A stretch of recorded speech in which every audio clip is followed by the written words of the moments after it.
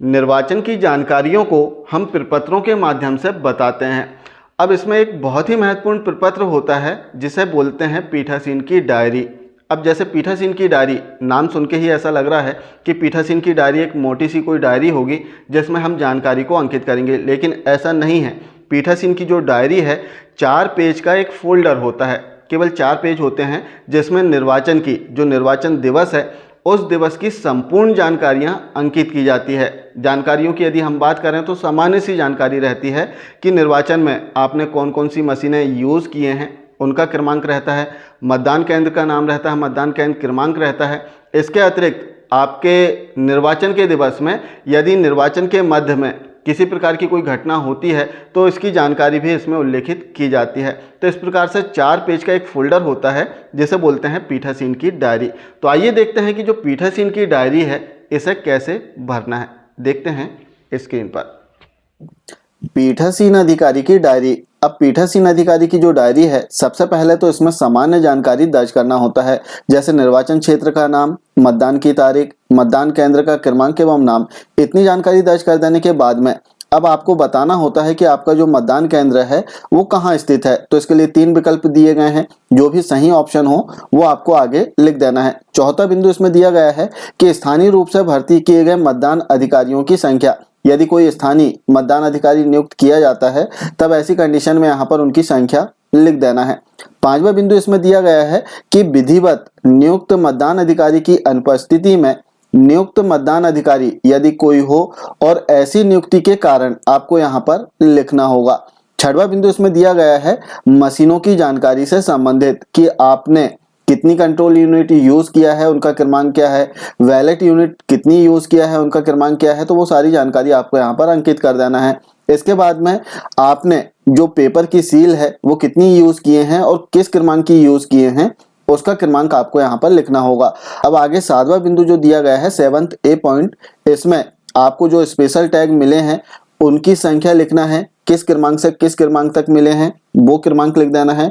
इसके बाद में आपने कितने उपयोग में लिए हैं, अर्थात कितने यूज किए हैं वो संख्या लिखना है, उसका क्रमांक लिखना है कि किस क्रमांक का आपने यूज किया है स्पेशल टैग, और उपयोग में न लाए गए और जो वापस किए हैं उनका क्रमांक आपको यहाँ पर लिख देना है।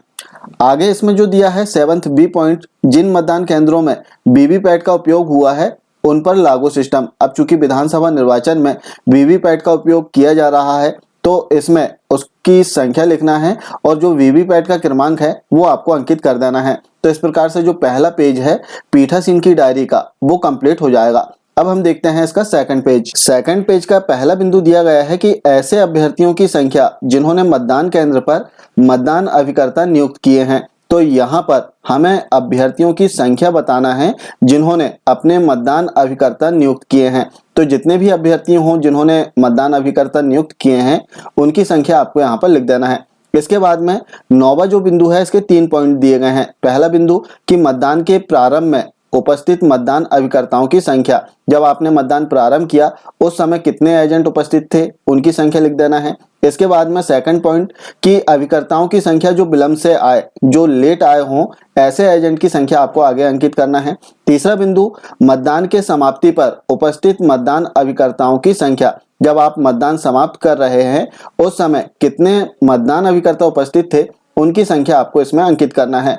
अब 10वां बिंदु में आप देखेंगे कि 5 पॉइंट्स दिए गए हैं। तो इसका पहला जो बिंदु है मतदान केंद्र पर नियत मतदाताओं की कुल संख्या। आपके मतदान केंद्र में कुल मतदाता कितने हैं उनकी संख्या आपको यहाँ पर लिखना है। इसके बाद में दूसरा बिंदु निर्वाचक नामावली की चिन्हित प्रति के अनुसार मत देने के लिए अनुज्ञात किए गए निर्वाचकों की संख्या। तो यहाँ पर हमें उनकी संख्या दर्ज करना है जो चिन्हित प्रति में हमने क्रॉस किए हैं। जैसे जो निर्देश प्राप्त हुए हैं कि महिला के लिए एक विकर्ण खींचना है और एक गोला लगाना है, पुरुष के लिए सिंपल एक विकर्ण खींचना है, थर्ड जेंडर के लिए एक विकर्ण खींचना है और स्टार बनाना है।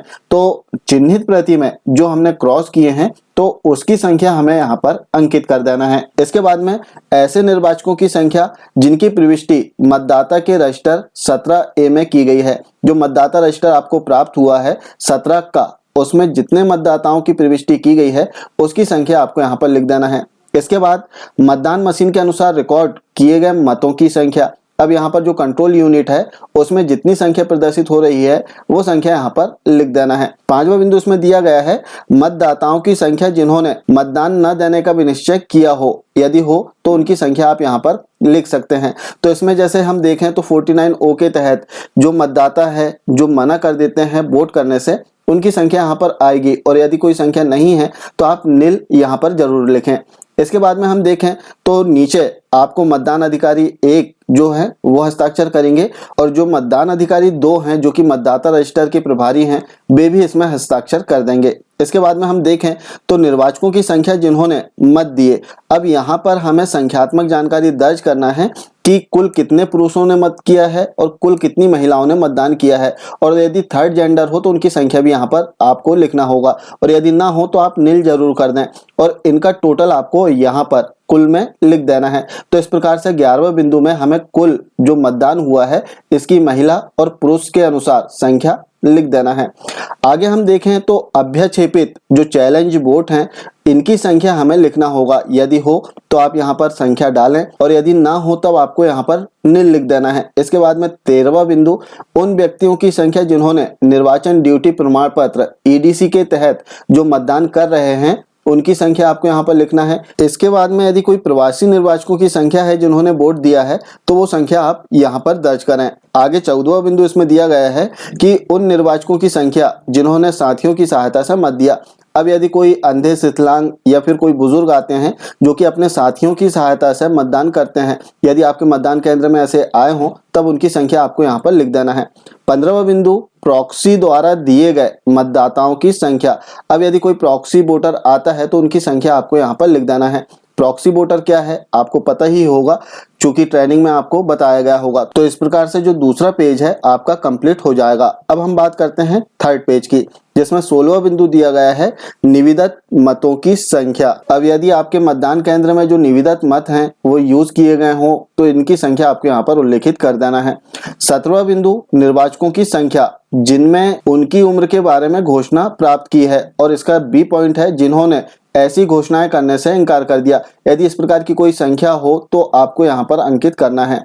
18वां बिंदु क्या मतदान स्थगित करना आवश्यक था, यदि ऐसा था तो ऐसे स्थगन का कारण। यदि आपके मतदान केंद्र में जो मतदान है वो स्थगित किया गया हो तो उसका कारण आपको यहाँ पर लिखना है। समान रूप से हम देखें तो यहाँ पर नील ही आता है क्योंकि मतदान हो जाता है, और यदि स्थगित हुआ हो तब उसका कारण आपको यहाँ पर उल्लेखित करना है। अब प्रत्येक 2 घंटे में जो मतदान हुआ है इसकी संख्या आपको यहाँ पर अंकित करना होगा, महिला और पुरुष की अलग अलग। तो जैसे जो मतदान है प्रातः 7 बजे प्रारंभ हो जाएगा और सायं 6 बजे तक चलेगा, तो आपको 7 बजे से लेकर 6 बजे तक जो मतदान है उसकी जानकारी महिला और पुरुष बार अलग अलग यहाँ पर अंकित कर देना है। 19वां बिंदु यदि हम देखें तो इसमें आगमन पत्रक के अनुसार केंद्र पर आगंतुकों का विवरण, जो आगंतुक आते हैं, जो निरीक्षणकर्ता आएंगे, उनकी जानकारी आपको यहाँ पर अंकित करना होगा। अब इसका 20वां बिंदु है जिसमें यदि आपने पर्चियों का वितरण किया है मतदान समाप्ति के समय तो उनकी संख्या आपको यहाँ पर अंकित करना होगा। जैसे इसका ए पॉइंट है मतदान समाप्त होने के समय पंक्तिबद्ध मतदाताओं को समय पर दी गई पर्चियों की संख्या।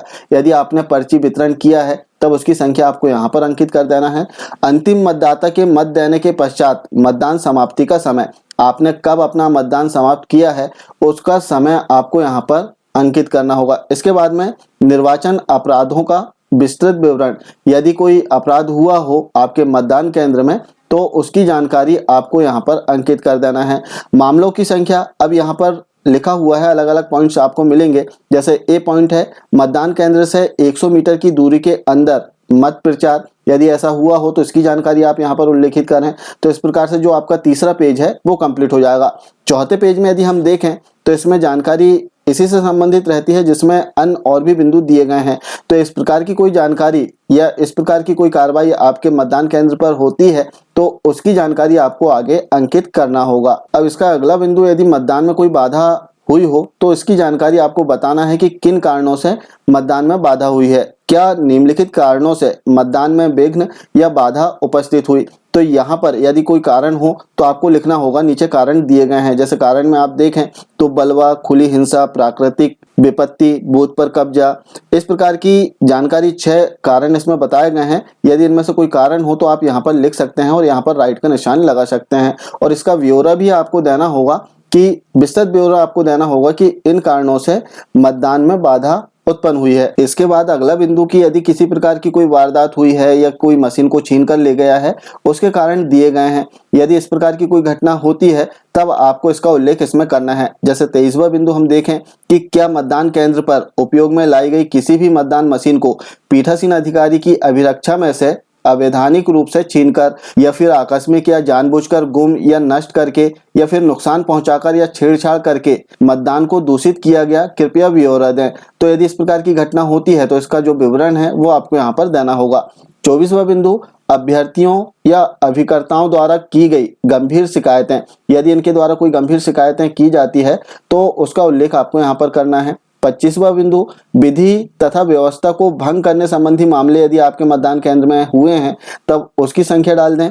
26वां बिंदु, मतदान केंद्र पर की गई त्रुटियों और अनियमितताओं की रिपोर्ट यदि कोई हो तो आप यहाँ पर विवरण दे सकते हैं। इसके बाद अंतिम बिंदु कि क्या आपने मतदान के प्रारंभ के पूर्व और यदि आवश्यक हो मतदान के बीच जब किसी नई मतदान मशीन का उपयोग में लाने के पूर्व मॉक पोल करना आवश्यक तथा मतदान की समाप्ति पर जो आवश्यक हो घोषणा की है। तो क्या आपने घोषणा की है, समान रूप से हम घोषणा करते हैं तो यहाँ पर हाँ लिख देना है। और इसके बाद में लास्ट में आप देखेंगे कि आपको अपने मतदान केंद्र की जो सील है वो प्राप्त होगी, तो इसे लगाना है। पीठासीन अधिकारी अपने हस्ताक्षर करेंगे, यहाँ पर जो भी स्थान है, जो भी आपका मतदान केंद्र है वो लिखेंगे और जो डेट है, जो दिनांक है वो आपको नीचे अंकित कर देना है। तो इस प्रकार से जो पीठासीन अधिकारी की डायरी है 4 पेज की आपको प्राप्त होगी, जिसे आपको इस प्रकार से भरना होगा। आशा है जानकारी आप समझ पाए होंगे। मिलते हैं कुछ इसी प्रकार की जानकारी के साथ में नेक्स्ट वीडियो में। तब तक के लिए जय हिंद।